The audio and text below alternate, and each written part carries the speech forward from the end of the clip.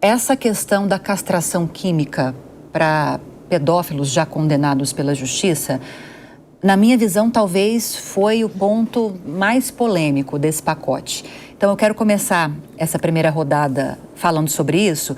E nós falávamos antes da gravação começar, né, Celeste, que foi um dispositivo incluído num projeto que já vinha sendo discutido na Câmara dos Deputados e que cria um cadastro nacional de pedófilos sob a coordenação do Conselho Nacional de Justiça. Até aí tudo bem. Mas aí aquelas articulações políticas de última hora, acabou sendo incluído esse dispositivo. O que você achou dessa proposta que agora pode virar lei, se for aprovada no Senado também? Bom, essa proposta não é nova. No passado, já se tentou legislar nesse sentido e foi decidido pela inconstitucionalidade a própria Casa Legislativa, que, por meio da sua Comissão de Constituição e Justiça, dizendo que não pode ter pena de caráter corporal. Isso já faz alguns anos. A sociedade evoluiu, existe isso em outros países, mas acho que a principal questão, Lívia, é a questão da aplicabilidade, né? Não ficou claro. Como seria essa castração? Porque isso é uma medida que é temporária, né? Basicamente um tratamento hormonal. Isso, desacompanhada da obrigatoriedade, primeiro, da pessoa fazer um acompanhamento terapêutico, é extremamente complicado. E segundo, quando que vai ser aplicada isso? Se nós formos seguir mais ou menos a tendência da jurisprudência, em matéria de medida de segurança, por exemplo, eu imagino que eles vão dizer que vai ter que ser pelo tempo da pena privativa de liberdade aplicada. Isso se sobreviver o dispositivo, ele for aprovado e não for declarada a sua inconstitucionalidade. Digamos que o Supremo entenda que é constitucional. Então, a pessoa teria que fazer esse tratamento durante o mesmo tempo em que ela está privada do convívio social. Então, não sei se seria realmente útil para a sociedade obrigar a pessoa a se submeter a esse tratamento. Pantaleão, acredita então que caso o Senado também aprove esse projeto que traz essa surpresinha no meio dele, é uma questão que possa parar sim no Supremo Tribunal Federal? Eu acredito que sim. O projeto do jeito que está, ele acaba criando uma nova figura de pena, né, no direito brasileiro. Porque o direito brasileiro ele tem como premissas básicas em termos de sanção penal a pena privativa de liberdade, eventualmente uma pena de multa, restritiva de direitos e daí por diante. Quando você vincula isso, você vincula uma outra sanção a ser imposta a essa pessoa que é condenada. E um outro problema também que eu vejo é aquela ideia equivocada muitas vezes, Lívia, de que aquele indivíduo que pratica um delito sexual, que é um delito gravíssimo e tem que ser punido com rigor, sem dúvida alguma, mas que o problema causando uma solução física, você resolve o problema. Não é isso. Muitas vezes, o ataque sexual, ele independe de qualquer outra situação fisiológica, de relação sexual propriamente dito, né? Me parece que seria muito mais interessante se buscar tratar o indivíduo no seu aspecto psicológico, né? Você tentar curar a causa daquela patologia, eventualmente, do que simplesmente impor uma consequência que eu até, analisando aqui, por aquilo que vislumbro dentro do direito, me parece realmente de uma inconstitucionalidade grande esse tipo de previsão. Então, não tenho dúvida que essa discussão vai acabar parando no Supremo Tribunal Federal e os ministros vão decidir a respeito da sua aplicabilidade, né? Rafael, quero te ouvir sobre esse ponto, mas também sobre o ponto que deu origem ao projeto de lei, que é a criação do Cadastro Nacional de Pedófilos, pensando mais na proteção da vítima, né? Essas duas frentes para você analisar. Bom, eu concordo com os meus colegas. Acho que o projeto, nesse aspecto, ele tende a ser declarado inconstitucional e deve ser, realmente, porque extrapola o que a Constituição prevê com relação às penas. Mas vou muito na linha do que a doutora Celeste também pontuou, que a pedofilia é um crime gravíssimo. Hoje nós temos muitos casos de pedofilia e são crimes que atingem a vítima durante toda a vida. Então, vítimas de pedofilia são vítimas para toda a vida. E lugar de pedófilo é na cadeia. É na cadeia. Então, a gente precisa sim falar sobre pedofilia. Eu acho que a castração química, como bem pontuado pelo doutor Pantaleão aqui, ela não vai resolver o problema, porque a pedofilia ela vai além dessas questões.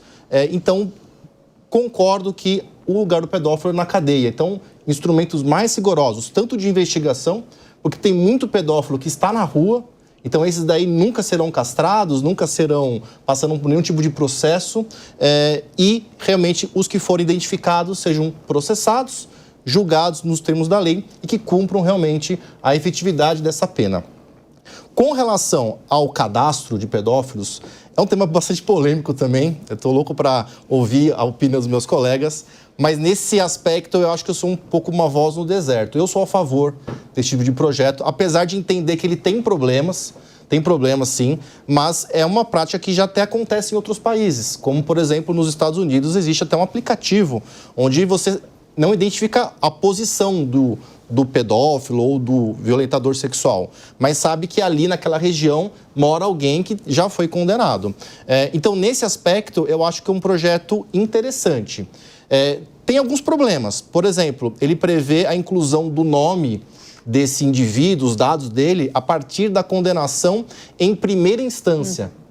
Isso é um problema para mim. Eu acho que deveria ser a partir do trânsito em julgado. Aí sim, inclui o nome dele numa lista, passível de ser analisado, até porque a gente fala muito dos direitos do criminoso, né? O direito do pedófilo, do estuprador.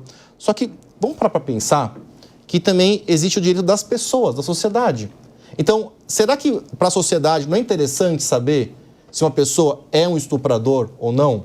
E, evidentemente, se alguém quiser fazer uma boa ação e contratar e casar com aquela pessoa e ter uma relação, tudo bem, porque eu acredito que as pessoas podem mudar e podem se arrepender dos crimes. Mas acho que é importante isso ser público para as pessoas terem a opção de escolherem e não de serem enganadas, enfim, viverem às vezes uma vida que não faz muito sentido do ponto de vista de onde ela está entrando. Mas só para entender melhor, mas desde que haja uma condenação, você não é a favor de que, por exemplo, quando há uma decisão em primeira instância, um pedófilo já seja incluído nesse cadastro? Exatamente. É isso, né? Eu acho que somente com o trânsito em julgado a gente poderia falar na inclusão desse nome. Aí eu sou a favor. E você, Priscila, o que você acha? Lívia, começando pela castração química, lá na nossa Constituição, no artigo 5º, ela dá diretriz, nós somos signatários de várias convenções, tratados e regras de direito internacional, entre elas a Convenção de Direitos Humanos, que nós recepcionamos no artigo 5º. E lá não se permite que haja violação à integridade física e moral do preso. Então, nesse ponto, aqui vou fazer um comentário. Quando a gente fala de castração química, que é um método reversível e temporário, não vai tratar esse criminoso, esse eventual meliante, que tem relação com a libido, com relação de poderio sobre a vítima. Se a gente pega estatísticas envolvendo estupro de vulnerável, inclusive o projeto versa sobre crianças, adolescentes e todas as condutas que são correlacionadas, eu vou dar essa preceito temporário, reversível, só que ele volta para a sociedade, né? E dentro dos ditames legais, a gente retoma pela sociedade, porque a gente não tem pena perpétua de igual forma, porque nós somos signatários de várias convenções.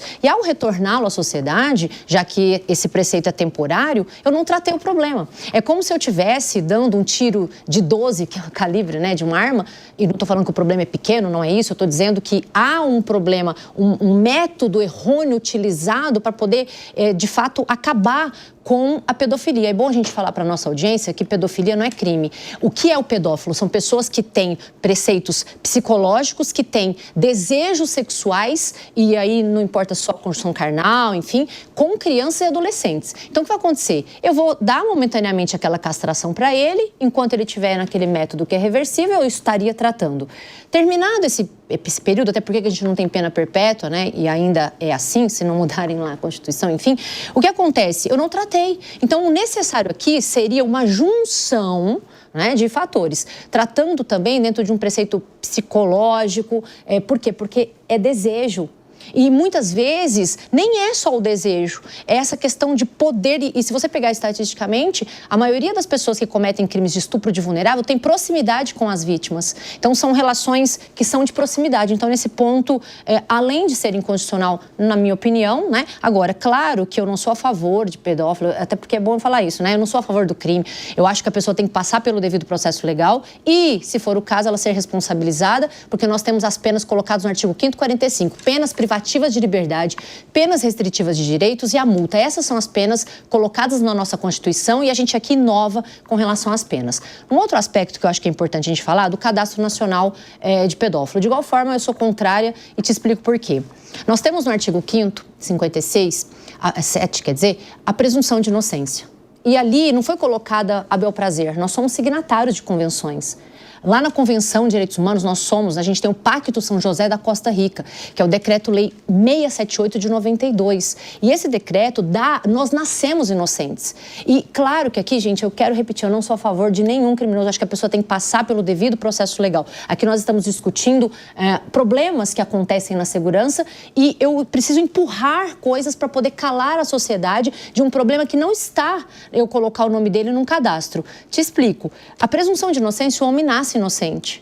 Então, eu colocá-lo, e eu vou dar aqui um exemplo rápido, eu colocá-lo a partir do momento em que ele é condenado dentro de um cadastro, apontando que ele é aspas, vou usar o termo da lei, né, aqui do PL, que ele é pedófilo, por muitas e muitas vezes, eu já consegui absolvição no Tribunal de Justiça de pessoas que foram imputadas de estupradores e que foram revertidos no tribunal. Eu não tô, e veja, a gente vai aqui fazer mais erros que já acontecem. Não estou dizendo que transitar em julgado. Eu acho que trânsito em julgado já é um desdobramento, né? Colocar aqui para que as pessoas conheçam quem são os criminosos, inclusive você pode ter acesso, é que aqui há uma seara um pouco diferente, porque quando o crime é sexual, Lívia, ele já corre em segredo de justiça, até por preservação da intimidade, né, da vítima, isso está lá no Código Penal. Agora, transitou em julgado é um direito da pessoa saber que ele foi condenado também. E aí eu me adequo aqui com os colegas dizendo que é um direito da vítima. Lembrando que o Código Penal não trata da vítima.